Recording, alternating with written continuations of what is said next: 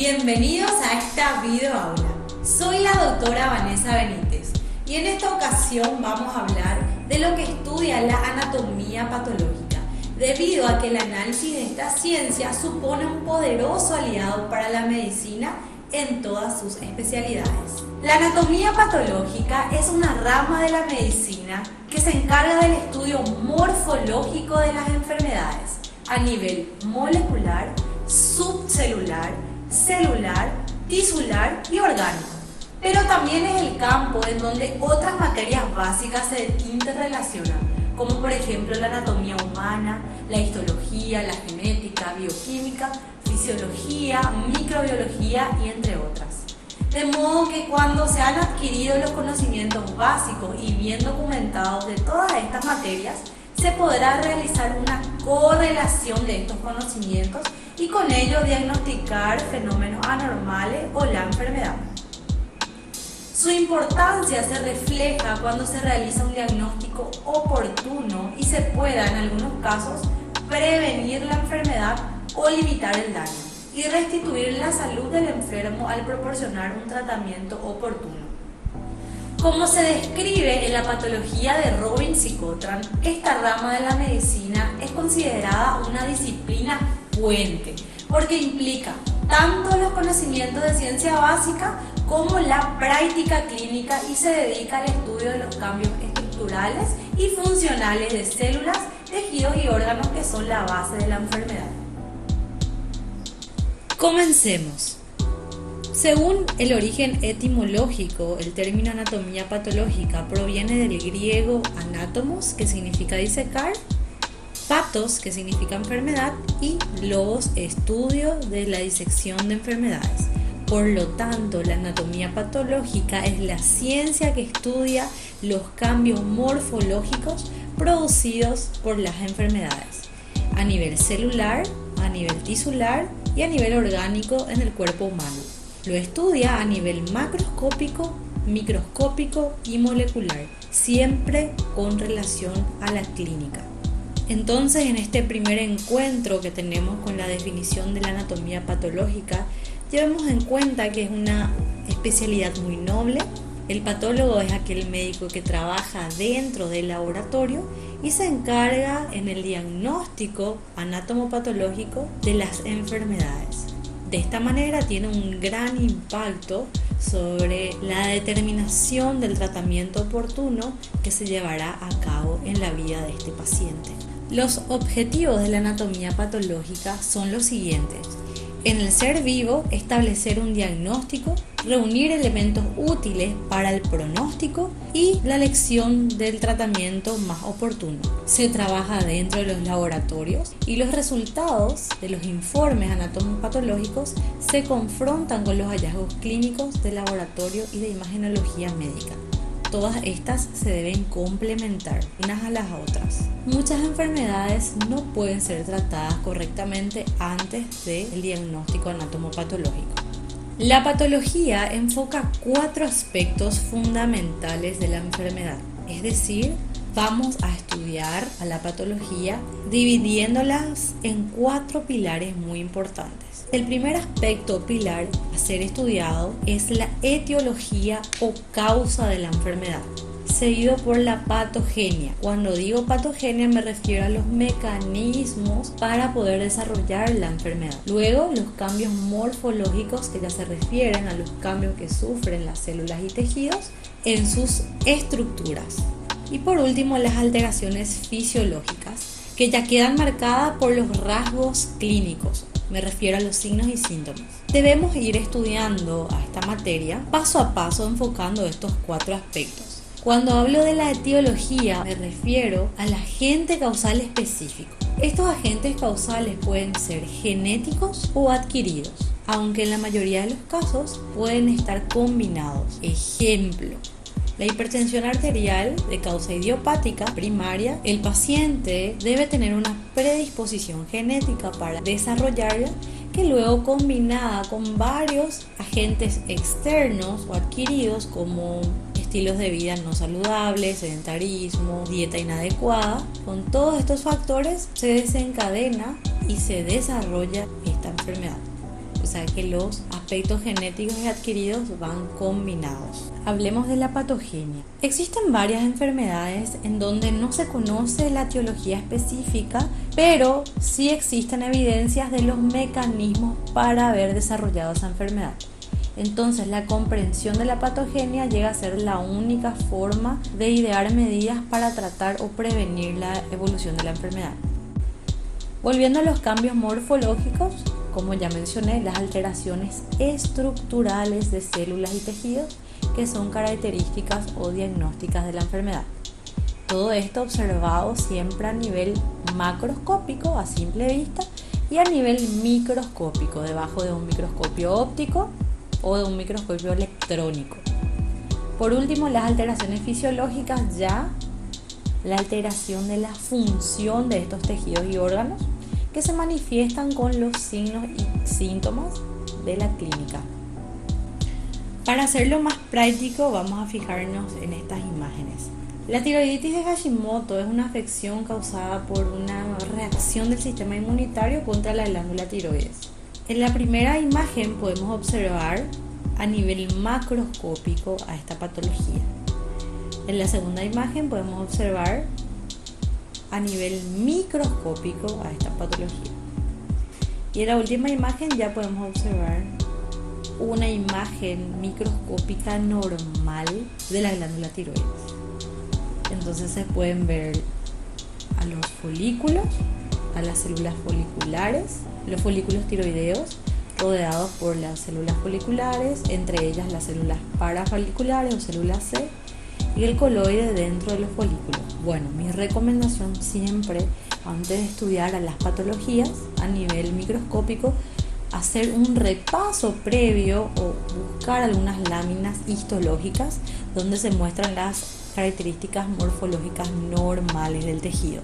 Siempre a tener en cuenta esto para un buen abordaje de la materia. Clasificación de la patología.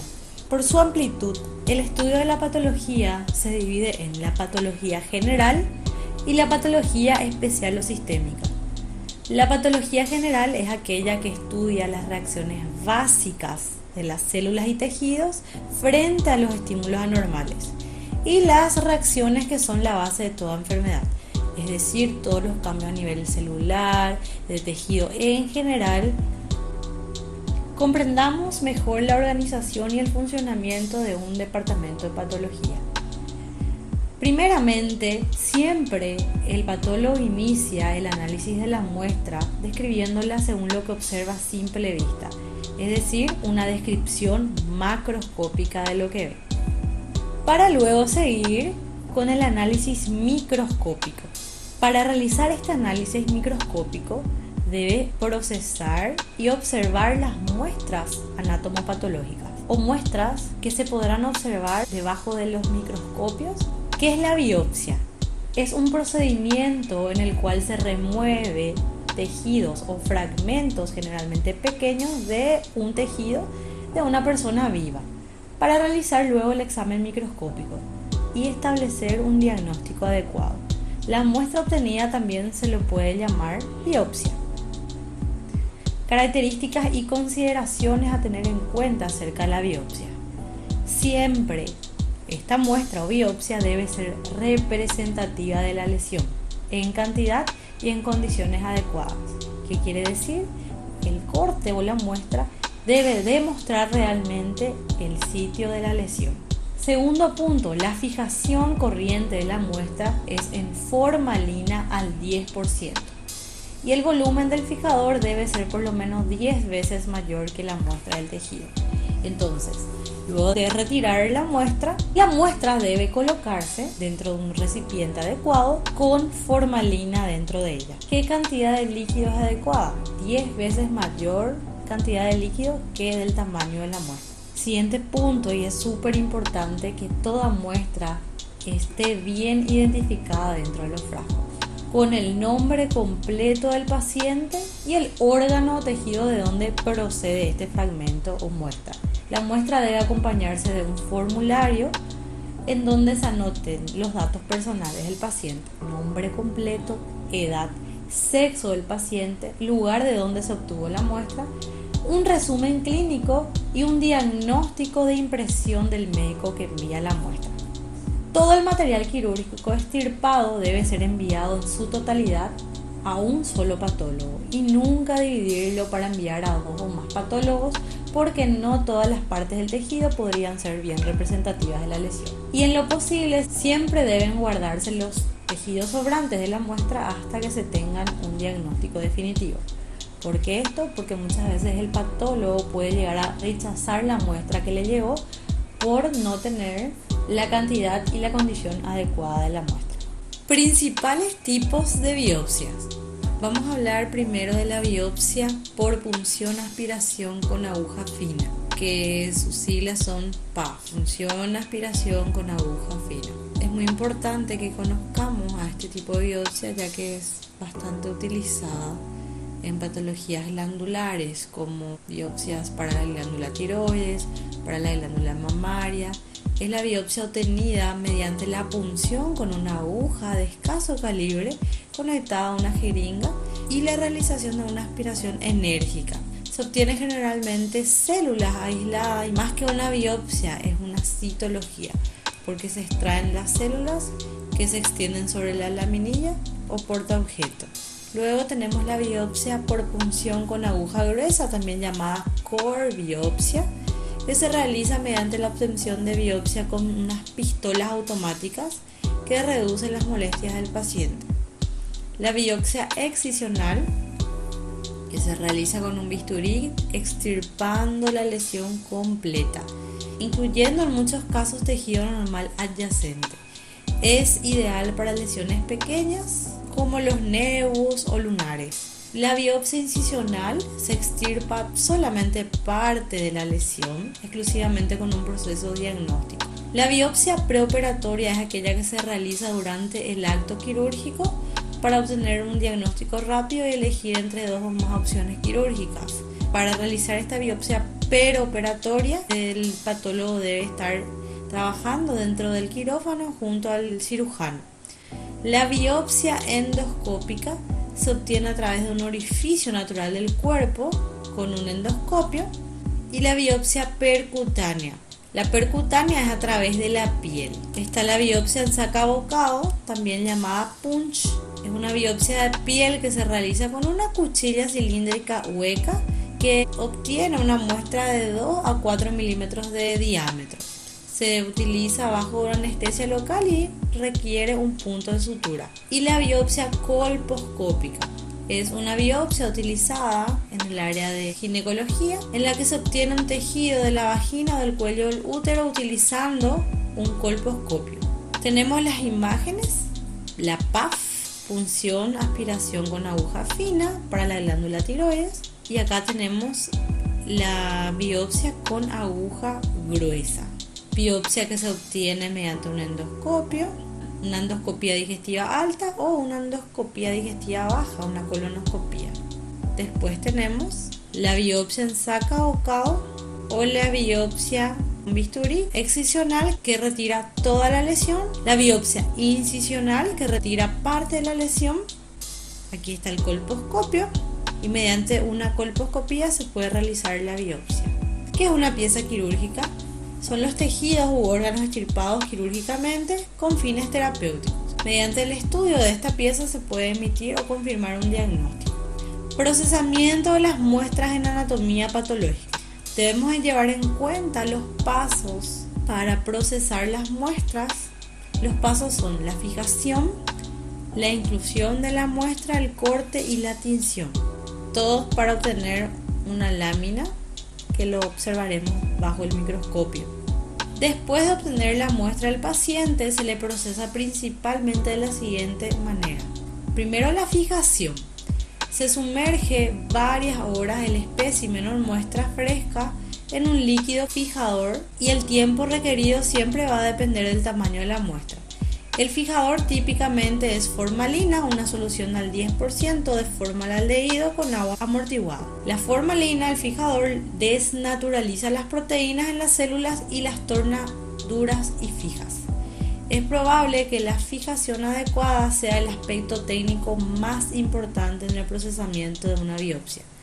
Entonces se coloca el espécimen fijado en una máquina que de manera automática realiza un elaborado ciclo que dura toda la noche con el fin de eliminar todo el agua de la muestra y sustituirla por parafina.